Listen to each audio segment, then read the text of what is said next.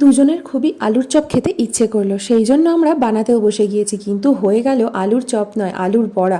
সমস্ত কিছু ঠিকঠাক দেওয়া সত্ত্বেও কেন এরকম হলো বুঝতে পারলাম না। আলুর চপ করতে গিয়ে এর আগেও এই রকম একটা কেলেঙ্কারি বাঁধিয়েছিলাম, তো আজকেও তাই হলো।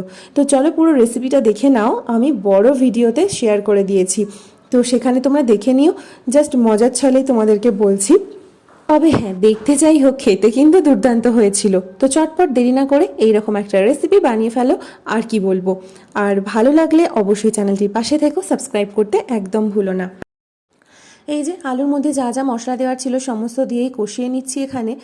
আর তারপর দেখো এর মধ্যে সমস্তই দিয়ে দিলাম মশলা। এবার গোল গোল করে পাকিয়ে নিচ্ছি, নিয়ে তারপর ওই যে যেভাবে মানে চ্যাপটা করে দেওয়া হয় আলুর চপে সেরকম করে তারপর বেসনের গোলায় ডুবিয়ে চটপট ফ্রাই করে নেওয়া হচ্ছে। তো এই যে হয়ে গেল আজকের রেসিপি। ভালো লাগলে অবশ্যই একটা লাইক করে দিও।